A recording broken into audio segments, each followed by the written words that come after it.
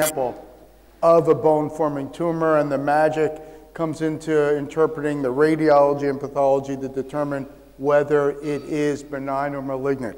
Important to remember, despite the fact that we have a lot of different fancy ways to analyze tumors, the only way to make a diagnosis in bone-forming tumors really is histology. Molecular studies, immunohistochemistry are not helpful in making the biggest and most important distinction, and that is between benign and malignant. I want to say a very few quick words with regards to the bone matrix, because that's obviously the common thread for the bone-forming tumors. Remember, we have two normal types of bone tissue, cortical and trabecular. Rule number one is the vast majority of the neoplastic bone that's made in bone-forming tumors is cortical in pattern. We mentioned earlier today that the type of collagen in bone is type 1. The type 1 collagen in bone is normally present in two different architectural patterns. Lamellae, which is very well organized and is the type that you see in mature pre-existing bone, one layer of collagen on top of another, versus woven bone where the collagen fibers are oriented in all directions. Simple rule number two, the vast majority of bone-forming tumors are making woven bone. So just breaking it down into trabecular versus cortical, woven versus lamellar, you can come to a fairly accurate distinction of whether we're dealing with benign versus malignant. So this image, cortex, trabecular bone. Lamellar bone with the collagen fibers oriented in parallel array, woven bone where they're going in all directions. When the woven bone trabeculae are well formed, that's the type of bone that you see in benign bone-forming tumors. When that woven bone is very primitive in appearance, coarse lace-like, that's characteristic of osteosarcoma and the uncommon variant of osteoblastoma. Cortical type bone, uncommon in malignancies, but that's the type of bone that we see in bone islands and osteomas. I lost my ability to advance the slides. Actually, mine did too.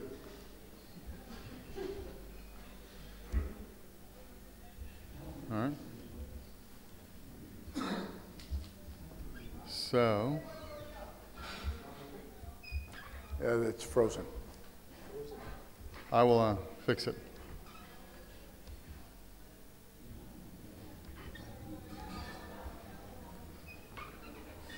The computer has frozen. The computer's frozen. We haven't frozen, but the computer did. Has frozen. All right. I'll reboot it and we'll be up and running.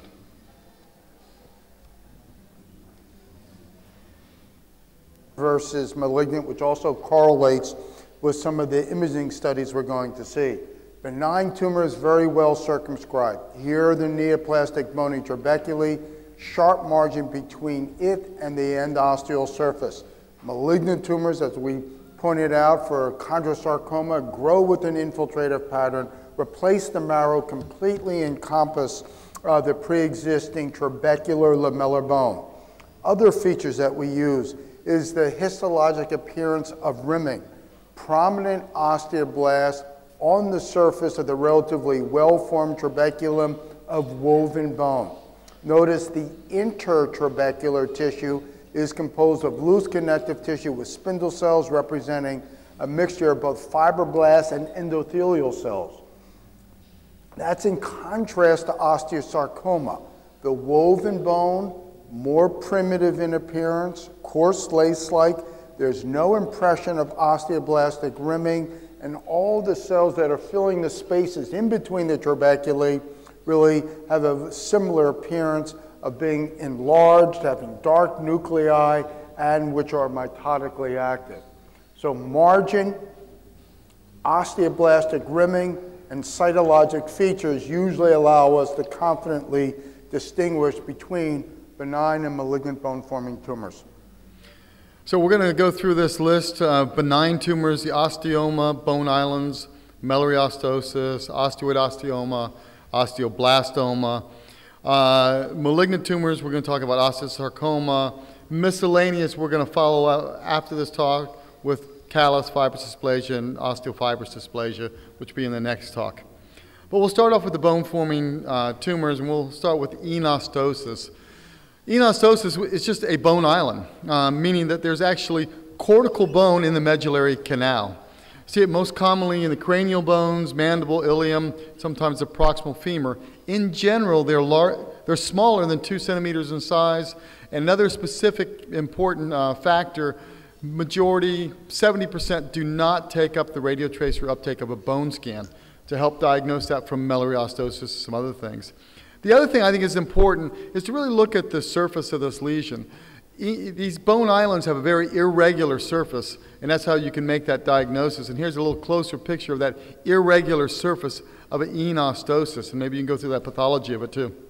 Yeah, so you can see that it's relatively homogeneous with regards to its radiodensity, and the reason why it has a star-like configuration or spiculated border is because the cortical-type bone merges with the pre-existing bony trabeculae. So here is this is the specimen X-ray, this is the gross photograph of the femoral head, another common location for bone islands, showing how the cortical-type bone merges with the adjacent bony trabeculae. And the histology is classic cortical-type bone. What do I mean by cortical-type bone? Solid mass of bone that has vascular channels or haversion-like systems. And one can appreciate very well how, again, it just transitions into the adjacent bony trabeculae, which produces that irregular margin that one sees radiographically. And here you can see when you have multiple enostosis or multiple bone islands, this is called osteopoikilosis, and you can see these little bone islands along the bone on both sides. When you look at the MRI scan, you can see you have the normal marrow surrounding it and the very low signal of the cortical bone within the medullary canal, consistent with the enostosis or a multiple osteopoikilosis. Here's the pathology of that. This is the femoral head. And again, very nicely, beautiful specimen, rare specimen of the multiple bone islands. All right, so then we switch over to another osseous lesion, Melorrheostosis. This is a cortically-based lesion, so this is not something in the medullary canal. It's cortically-based, and it's also known as undulating hyperostosis or dripping candle wax. Another important factor of Melorrheostosis is it is associated sometimes about 20% of soft tissue masses. But generally, these things do not need much surgical management. It's more of a radiologic diagnosis, except for the soft tissue masses. Sometimes it can cause tendinitis and other soft tissue problems. As I was talking about earlier, whereas the enostosis, 70% does not take up bone scan technetium, the Melorrheostosis always takes up a significant amount of technetium on the bone scan. Here's just a couple other examples. You can see this undulating hyperostosis of the ulna there, and this looks more like a dripping candle wax coming down the femur here, that dripping candle wax view of the Melorrheostosis. Moving on to osteoma. Osteoma is very dense bone occurring almost exclusively in the skull, paranasal sinuses, usually in the elderly patients, rarely below the age of 10. One of the things you need to be concerned about when you see multiple osteomas involving the long bones, because usually they're in the skull and cranial bones, but then the long bones, and they're associated with cutaneous epidermal cysts, fibromatosis specifically, adenomatous colonic polyposis. This is Gardner syndrome, and we see quite a few Gardner syndromes at Moffitt that we're following along, and really the fibromatosis gives them the most symptomatic problems, but more important is the adenomatous colonic polyposis, increased risk of adenocarcinoma. So the thing you need to be following is the Gardner syndrome, or referring to your general surgeon for that. So here you can see an osteoma of a long bone. You can see it's coming off of the cortex, and you see this lamellar bone, very thick cortical bone formation coming off of the cortex of this long bone. Here's the pathology of it. And this was resected because the radiographic diagnosis was a paraosteosteosarcoma, which is in the differential diagnosis. This is the osteoma. Notice adjacent to it, this is all rim of slowly accumulated reactive bone. And one does not see a sharp margin between where the tumor stops and the underlying cortex begins, because the osteoma is composed of, again, cortical type bone, identical to that which we saw in the bone island, but forming a large mass-like tumor on the surface of the normal cortex. And this is the histology of an osteoma. Cortical-like bone, but it's abnormal. We do have eversion systems with concentric lamellae, but notice we also have these irregular islands of woven bone. So invariably, an osteoma is an admixture of cortical type woven and lamellar bone. Okay, now we're getting into something the surgeons are a little bit more interested in, or maybe the radiologists now, because they're the ones that are treating this, and that's osteoid osteoma. As we all know, this occurs generally in children, young adults. It's that characteristic burning, continuous, dull, aching pain that's relieved by salicylates. It represents about 5% of the primary bone tumors, and it's a diagnosis really of clinical symptoms and radiologic symptoms. I always put this in for my residents, because the radiology residents get confused of what a nidus is and what's this calcification, things like that. So remember, osteoid osteomas, they're intracortical lesions, and they have a solid continuous periosteal reaction, is what you see here. It's that inflammation in that these lesions present that causes that periosteal reaction. That solid periosteal reaction means it's been going on for some time. So they have that cortical thickening because of the periosteal reaction. Then you have the central nidus that you see here. And then within the central nidus, you usually see some central mineralization. So those are the things that you usually pick up for these osteoid osteomas. What I don't like is commonly people will get MRI scans for osteoid osteomas. I think they're more difficult to diagnose. Here you can see on the plain film where the arrow is here, you can barely see that nidus and a little bit of reactive bone. Here on the MRI scan, we're looking for the nidus, but these are signal void areas, and it's difficult to pick up. When you look at the T2 image, you see all this edema surrounding it, and you even see some fluid in the joint. So that can help you with the diagnosis, the high T2 signal, but again, the nidus is not really that easy to see. Obviously, the bone scan delineates it well, and the CT scan to me is the key. So if you have a differential of an osteoid osteoma, you shouldn't be wasting time with MRI scans or bone scans. Just get a CT scan to make that diagnosis. Here's just another example of that grade 1 central or grade 1 periosteal reaction, that solid continuous periosteal reaction. With a central nidus, you get a CAT scan and it makes an easy diagnosis of what it is. This is a patient that was sent over because the radiologist called this an osteosarcoma. So it was osteosarcoma with a distal femur, and you can see there's a solid continuous periosteal reaction picked up by MRI scan. Remember, the low signal is that cortical bone that's being laid down. And here you can see a big solid cortical bone that's being laid on the outside of the bone. And even though there's some edema surrounded it, which is commonly with an osteoid osteoma, this is not what we pick up with a osteoid osteoma. This is not what you see in an osteosarcoma. And of course, then you get the CAT scan. It makes it very easy to get the diagnosis, and the MRI scan was confusing to the radiologist at the time. And here's just another example of a tibial osteoid osteoma with very easy pickup of the central nidus. When you see it in the spine, they're most commonly in the posterior elements. And again, you can see very nicely, there's this nidus here. Here's that central mineralization of an osteoid osteoma. This is one you probably could still do an RFA on, because it's probably far enough away from the central cord. As it gets closer to the spinal cord, less likely that you want to be doing RFA. And here's a very nice gross specimen contrasting with the specimen X-ray. Here is the adjacent cortex, which is normal medullary cavity. This is the nidus or the tumor. As Doug says, often shows central mineralization, My explanation for that is that's the oldest part of the tumor, greatest likelihood that the neoplastic bone that is forming will become mineralized. All of this bone surrounding it, underneath a raised periosteum involving the medullary cavity, reactive, newly formed bone, and here's the gross specimen. Osteoid osteomas are small by definition, less than 2 centimeters, often red and white. The white regions are the area that contain the neoplastic bone. This is the histologic correlate. This is all of the reactive woven bone. Dr. Letson used the word inflammation stimulating the reactive woven bone.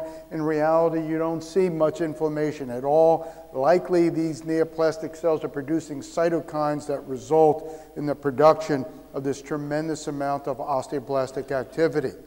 The histologic hallmark of osteoid osteoma, haphazardly interconnecting trabeculae, relatively well-formed woven bone that are lined prominently by osteoblasts, the intertrabecular tissue, usually very vascular. That's what gives it some of the red color, and cells in this region, again, spindle cells, imparting the appearance of prominent osteoblastic rimming. And Andrew, you better save those pictures because you're not going to get any new pictures of this disease. Because surgically, we're not doing much of that anymore. Most of these osteoid osteomas, you can treat them with non-steroidal anti-inflammatories. In a process of about 7 years it takes for them to burn out. So either they'll burn their stomach out or the lesion will burn out over time. Most often we treat these with RFA. If you look at the RFA recurrence rate, it's about 12%, high-speed burr is about 9%. So not much difference in that treatment. Certainly a lot better for the patient to do an RFA. Except for it's around the spine. It might be a little bit more difficult around the spine to do an RFA, but it's perfect lesion in the femoral neck and femoral head. To curette this lesion out would be very challenging, and to get an RFA needle in there is much easier to do an RFA in that area. So osteoblastoma, another benign osseous lesion. Many people look at these as a giant osteoid osteoma. Well, that's one of the forms of osteoblastoma. There's several different presentations of osteoblastoma. But in general, they are lesions that the nidus itself, or the lesion, is larger than 2 centimeters in size. They occur usually in the first 3 decades of life, a little bit older than the osteoid osteoma, but certainly in the young patients. 38% occur in the long bone. They occur more commonly in the diaphysis of the long bone. Just like the osteoid osteoma, they have a higher predilection for the posterior spine, and you see them a little more commonly in the sacral area in addition. So here's an example of a giant osteoid osteoma like osteoblastoma. And so you see this lesion's larger than 2 centimeters in size. You don't see as much reactive bone around osteoblastomas, and they generally don't have as much pain associated with them as the osteoid osteoma. So they're a little bit different presentation, as you can see with this osteoblastoma. Here you can see there is multiple different presentations of osteoblastoma. Here's a cortical-based lesion of an osteoblastoma, and it's really predominantly just radiolucent. Here you can see a radiolucency centrally located, and here you can see an osteoblastoma that almost looks like a moth-eaten appearance, potentially a malignancy. But if you pay close attention, look at this benign periosteal reaction and a 1A border surrounding it, making more of the diagnosis of a benign bone lesion. Again, we were saying that when they occur in the spine, they're in the posterior elements, and here you can see the posterior elements of the spine. And look at that continuous periosteal, a benign periosteal reaction surrounding this lesion. You don't see quite as much peritumoral edema with an osteoblastoma. Here's the gross. Osteoblastomas, again, are larger tumors. They're relatively well circumscribed. This is the cortex, arose underneath the periosteum. They're one tumor that can frequently undergo secondary cystic change, producing this very bloody, sponge-like tissue. They can vary in size. This one involving the medullary cavity, extending out into the soft tissues with a nice intact periosteal reaction, involving the fibula in a young patient, but alarming because of the size This is an even larger one in my experience. The bigger they are, the more likelihood that there's an associated secondary hemorrhagic and cystic change. This is an example of an osteoblastoma with a lot of neoplastic bone, giving it this tan white appearance.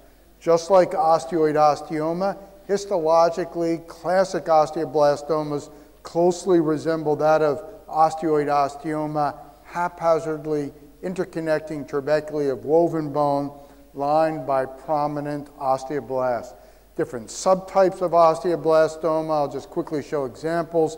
This was known previously as aggressive osteoblastoma in that the neoplastic cells are so-called epithelioid, meaning they're large, round, have abundant eosinophilic cytoplasm, and frequently in these types of osteoblastoma, the woven bone is more lace-like in appearance, and this is the type of osteoblastoma that is prone to be misdiagnosed as an osteosarcoma.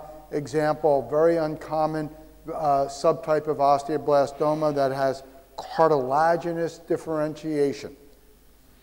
Okay, treatment of osteoblastoma. These are more aggressive than osteoid osteoma. You need to do a complete curettage of an osteoblastoma if you're treating it. Because of the higher local recurrence rate, in expendable bone, you can do complete excision. Adjuvant cryotherapy is certainly considered in this lesion to decrease the local recurrence. And if they're located in the spine, some people will even recommend doing some radiation to that area because they're difficult to do complete resections. Okay, switching to the malignant diseases of osseous formation is osteosarcoma. And this is the most common primary malignant bone tumor as we exclude myeloma. About 80% of them occur in the metaphysis, the metaphyseal lesion. It's most commonly around the knee, both the distal femur and proximal tibia. The majority of these occur in the first 2 decades of life, and we don't see them as the patients get older. There is a little spike later on in life, but in general, this is a disease of the growing children. So this is a class example, this x-ray. You can see the growth plates are open, so that means it's a child. You can see this bone formation that's occurring within the center part of this. It's a permeative bone formation. It's just extending up and down the canal. You've got a Codman's angle. You've got this divergent periosteal reaction and even onion skinning. This is obviously a malignant bone tumor, very characteristic of an osteosarcoma.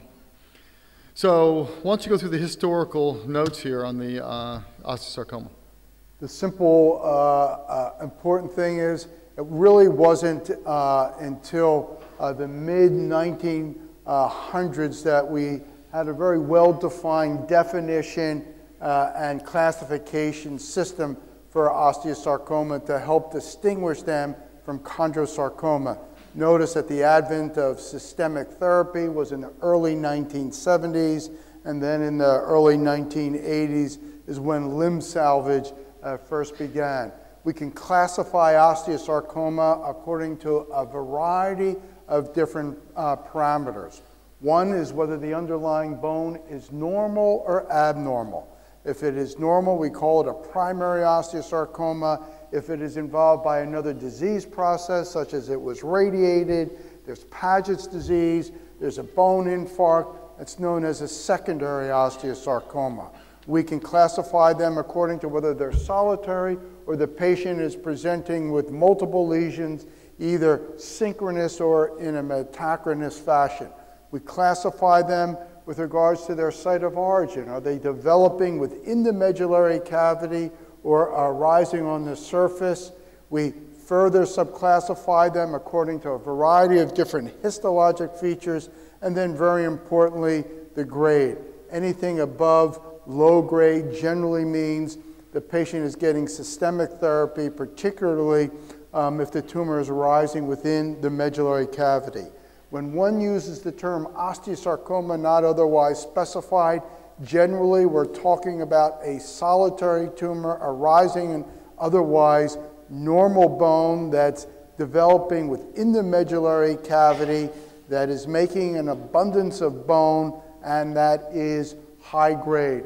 That is your garden variety osteosarcoma. This just represents some of the histologic subtypes of osteosarcoma.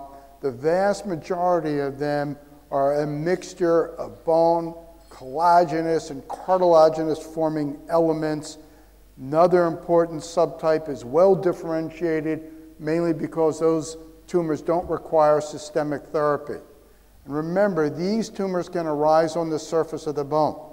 Paraosteosteosarcoma is a well differentiated osteosarcoma that is developing on the surface. Intermediate grade chondroblastic osteosarcoma arising on the surface is known as periosteosteosarcoma, and then lastly, a high-grade osteoblastic osteosarcoma arising on the surface is known as a high-grade surface osteosarcoma. With that in mind, you can see that the vast majority of osteosarcomas are conventional, intramedullary, about 10%. The patient has some underlying disorder, and more than likely, these are the patients who are older. The low-grade tumors, the multicentric tumors, are relatively very uncommon. And then lastly, you can see that the surface tumors account, depending on the series, roughly for 5 to 10% of the patients.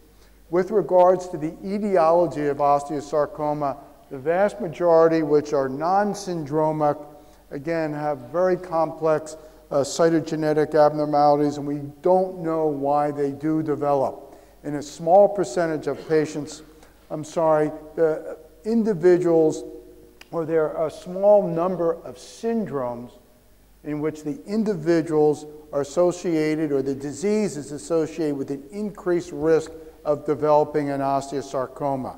Examples include the Li-Fraumeni syndrome, where they have a germline mutation in p53, which is very important in repair of DNA. Werner syndrome involves an enzyme that helps the DNA form a triple helix. These are the individuals who clinically appear to be aging very rapidly. In Rothman-Thompson syndrome, again, another enzyme that's involved in these patients have diseases that often present as these irregular rashes of the skin. And lastly, bilateral retinoblastoma patients maybe have a 500-time incidence of developing osteosarcoma. Again, all of these diseases have well-defined genetic abnormalities, and their actual roles that they play in the sporadic osteosarcoma is, at this point, unclear. It's safe to say that osteosarcoma, again, shows a variety of different abnormalities. Over the past several years, there's been a hypothesis proposed that there, if you will, is almost like an explosion of areas of the DNA in the cells of osteosarcoma, that some of it then becomes reopposed, producing a variety of different deletions of tumor suppressor genes, amplifications of oncogenes, variety of different non-specific translocations, which in the end result in dysregulation of gene expression, which drive the biological behavior. And this is just showing examples of sporadic osteosarcomas, the variety of different genes that may be either deleted or amplified. We've seen this before, marked chromosomal abnormalities in high-grade osteosarcoma. The other important feature in the low-grade osteosarcoma, whether it arises on the surface of the bone or within the medullary cavity, have these relatively specific giant marker ring chromosomes. So it's just an example of a large osteosarcoma in a child. And it seems like the proximal humerus osteosarcomas have some of the biggest presentations that you see. You see that here's one that's actually even fungating out through the skin. So presentation most commonly is that these patients present with pain. So it's a painful bone lesion, and when you have painful bone lesions, you should always have a red flag that this is a malignancy. It's not uncommon that you can get a fracture through that, and this is not healing callus formation. This is the malignant bone formation of a pathologic fracture, and you can see the large soft tissue mass associated with it, and again, the pathology that correlates with this pathologic fracture. So, when we look at osteosarcomas, as Dr. Rosenberg said, it's divided up into 3 different categories: medullary, cortical, and surface. We're going to begin by talking about the medullary osteosarcomas, the most common type. So when you see medullary osteosarcomas, there's multiple different presentations of it. Most people think it's like the center one where you get this bone formation, this cumulus cloud-like. Well, that's the osteoblastic-like osteosarcoma, but sometimes you can have very little bone formation at all in this chondroblastic osteogenic sarcoma. So they can be lytic, they can be blastic, or probably the most common feature is this moth-eaten appearance that you see here in a mixed lytic-blastic osteosarcoma. We've talked a lot about periosteal reactions earlier, so I won't spend a lot of time talking about this, but there's a classic Codman's angle of osteosarcoma of the proximal humerus. Remember, Dr. Codman was an orthopedic surgeon at Harvard that was mainly interested in upper extremity diseases. So, we talk about periosteal reactions, we talked about earlier. There are multiple different presentations that you can have. And one of the things I want to point out, that onion skinning that you see here can happen in osteosarcoma too. It doesn't always have to be just Ewing's sarcoma, but this is the more common Codman's angle that you're seeing, and there's the divergent periosteal reactions of an osteosarcoma. So different periosteal reactions, MRI scans, and things I want to point out on the MRI scan is that you have to look at your different MRI scan, different sequences to get what you want out. We can see on the plain x-ray in the center here that there's bone formation here, there's a moth-eaten appearance, you got the broken periosteal reaction, so we know it's an osteosarcoma, but we want to talk about where do we resect that. Well, is this the end of the tumor here? I always look at the T1 weighted image to see the extent of the tumor, and you can see the T1 weighted image, there's tumor extending the entire length of the femur here, and even going through the physeal plate into the epiphysis. When I want to look at the soft tissue area, I always look at the contrast-enhanced images. And on contrast-enhanced image, you can see the necrosis here, but you can see a much better delineation between the tumor and the soft tissues on the contrast-enhanced fat-suppressed images. So this is a classic gross specimen of osteosarcoma. It is centered within the medullary cavity. Tan, white, the white regions represent mineralization in the bone-forming elements permeated through the cortex, resulting in destruction, osteoclastic resorption, forming this large soft tissue mass, which is circumferential, and here, at least relatively well circumscribed. As we saw in chondrosarcoma, the infiltrated growth pattern of osteosarcoma, here, the neoplastic bone and the tumor cells replacing the marrow surrounding the pre-existing bony trabeculae. Most osteosarcomas are high grade, translating into pathologically hypercellular tumor, markedly pleomorphic tumor cells that are showing a lot of mitotic activity with atypical mitoses. This is an example of a chondroblastic osteosarcoma. Here in the intramedullary component, predominantly osteoblastic, but here in the soft tissues, you can see this gray glistening tissue, which represents high-grade chondrosarcoma. In areas not infrequently in chondroblastic osteosarcoma, you get merging areas from cartilage formation to regions of bone formation. In a fibroblastic osteosarcoma, those frequently contain a prominently lytic component because the spindle cells, the collagen, which is unmineralized, is radiolucent. And frequently in fibroblastic osteosarcomas, the amount of bone formation is relatively limited in amount, making sampling sometimes problematic, but we can appreciate the primitive coarse lace-like neoplastic bone here. The giant cell variant of osteosarcoma can refer to really 2 types of osteosarcoma, one in which many of the cells are non-neoplastic osteoclast type giant cells, such as we see here. Other variants the neoplastic cells are really huge, monstrous, and being very atypical.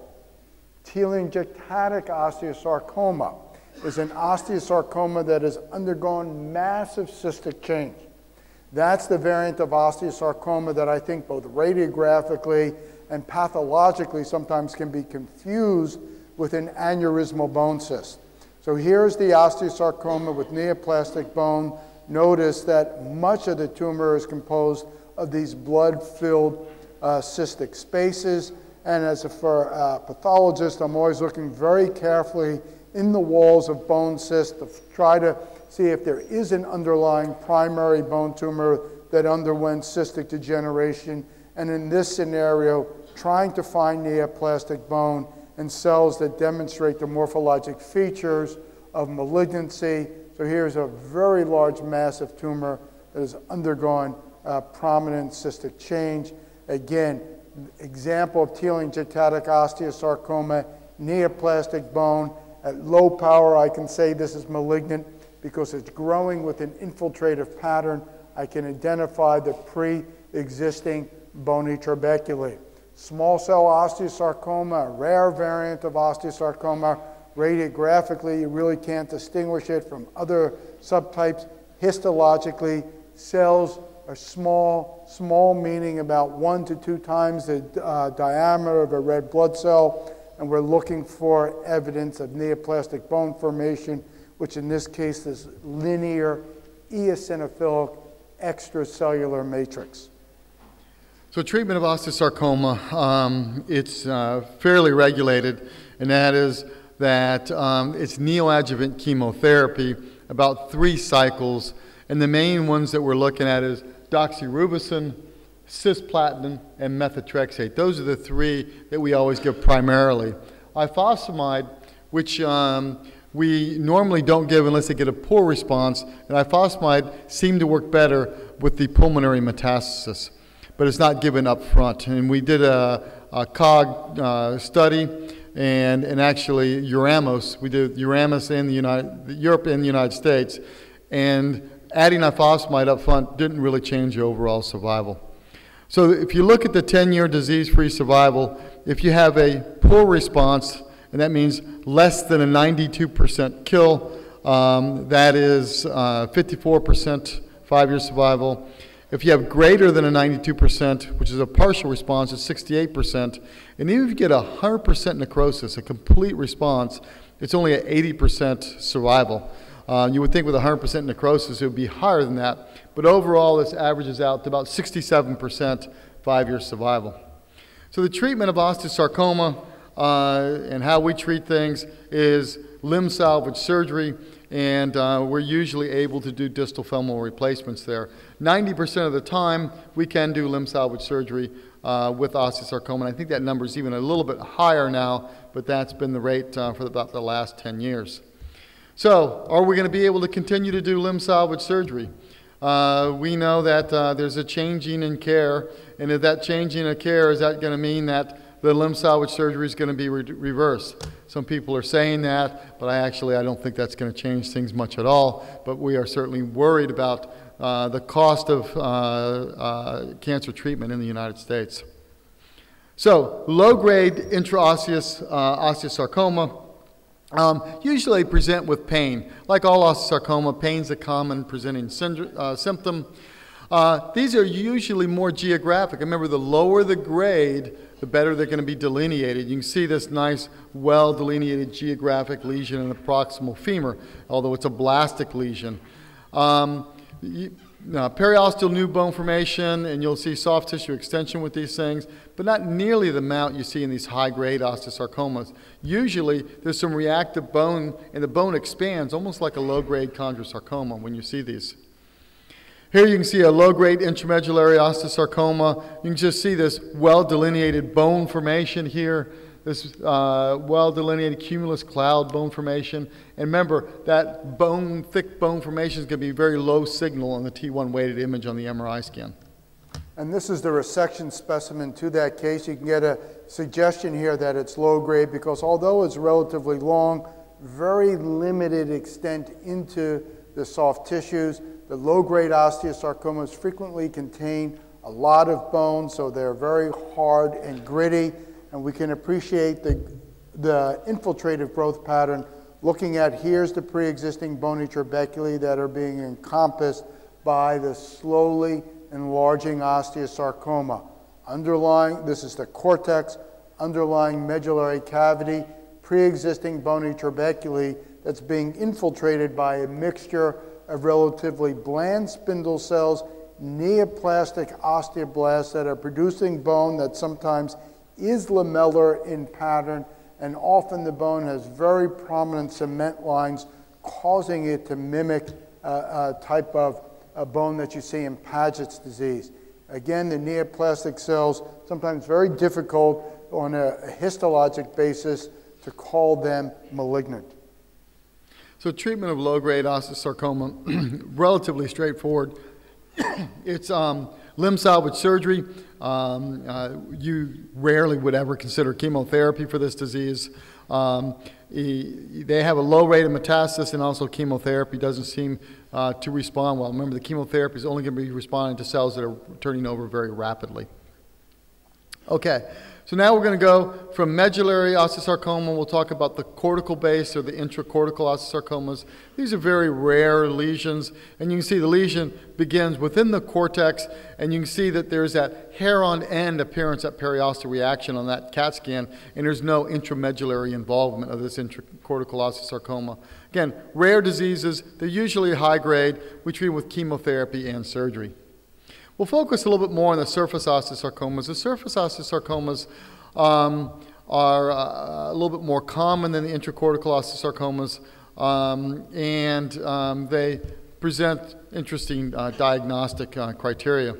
So if you look at the paraosteal osteosarcoma, these are low-grade osteosarcomas. They begin on the surface of the bone, and they get this pasted-on appearance because they arise on the surface of the cortex, and they'll grow up and down the cortex. And so when it grows up and down the cortex, you're going to see this radiolucency underneath that. We call that the string sign. It's very consistent with a paraosteal osteosarcoma.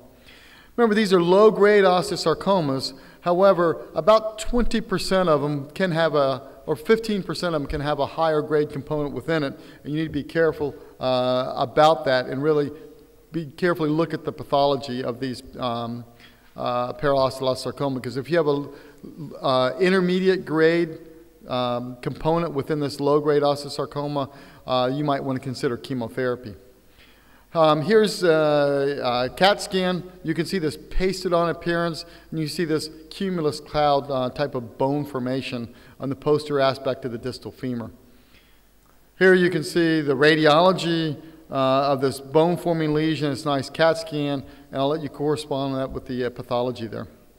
Yeah, with a large mass of bone-forming tumor sitting right on the cortex, and about 30% of these paraosteosarcomas, they can have a cartilaginous cap that both radiographically and pathologically sometimes can be confused with an osteochondroma.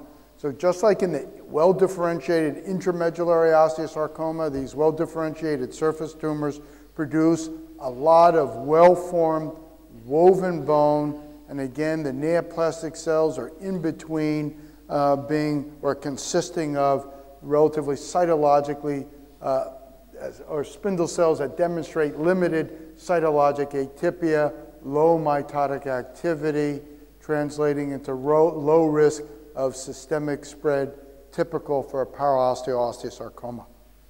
So when we're talking about treatment, in general, it's surgery alone if it's a low-grade paraosteal. But if there's a high-grade component, and I think it's about 15%, yeah. 15% will have a high-grade component, you should consider chemotherapy. The problem is we don't have a lot of evidence-based medicine. The chemotherapy does make a difference with that group. We probably just don't have enough data. But they are a high-grade component, and I think that you certainly should consider the chemotherapy with the patient, but they don't behave as well as the intramedullary osteosarcomas. All right, so periosteal osteosarcomas, these are surface-based lesions that have more cartilage associated with them. The periosteal osteosarcomas usually occur most commonly around the proximal tibia. So they're still around the knee, but around the proximal tibia, and they really have this characteristic saucerization. Do you see this saucerization here? That really helps the diagnosis. Some people call it, we have the bilateral Codman's angle sign, and that's that saucerization that you see. Here's the bone formation at the bottom of it, and there'll be cartilage in the middle of this area. These are usually intermediate grade osteosarcomas. They're a little bit higher grade than the paraosteals. Yeah, and we can see that the cellular neoplastic cartilage transitioning to neoplastic bone. Again, underlying cell population demonstrating significant cytologic atypia. This is the growth, some of the glistening nodules of cartilage. Notice that the cortex here is intact, no extension into the underlying medullary cavity. So periosteal, again, they're treated with surgery alone. We've been considering chemotherapy more often because they're intermediate grade osteosarcomas. Again, there's not a lot of good data that the chemotherapy is making a difference, but since they have such a higher rate of distant metastasis, I think that chemotherapy should be considered in this disease. The surgical management's a little bit easier than the paraosteal, because paraosteal, about 20 or 30% will have intramedullary extension, where periosteal rarely ever has intramedullary extension, and more often we can do resection here, where we do a hemicortical resection and reconstruction. We're going to end up here talking about some secondary osteosarcomas, and secondary osteosarcomas can become secondary to many, many different diseases. I'm not going to read through that whole list there, but you can see that secondary osteosarcoma occurs secondary to many different diseases. But more commonly, we see it associated with Paget's disease, chemo, or radiation induced. Here's an osteosarcoma with Paget's disease, and really, this is a terrible disease. It occurs more commonly in elderly patients. These patients, 20% of these osteosarcoma will actually, the majority of these osteosarcomas present after their age 40, and 33% will present with pulmonary metastasis. So they're very aggressive. Usually you'll see bone formation, but large areas of radiolucency within this Paget bone. And here's a nice example of that. This is very thickened cortices. Coarse thickening, typical of underlying Paget's disease. Medullary cavity here replaced by this tan white tissue that's eroded the cortex. This represents the underlying high-grade osteosarcoma. So secondary osteosarcomas, you can get them due to radiation-induced. This is an example of a Ewing sarcoma was treated with radiation and had a secondary osteosarcoma from the radiation. These have a very, very poor prognosis. They rapidly progress. There is an increased incidence in female, and that's usually because of the breast cancer and getting radiation from the breast cancer. Again, these have a very, very poor prognosis. So treatment of osteosarcoma, we're very aggressive with the chemotherapy, radical surgery, but even with all that is a poor prognosis. So we may be thinking of more helping the patient out with their survival rather than doing radical surgeries with the patients. But that's all we have for the bone-forming tumors, and we will switch over to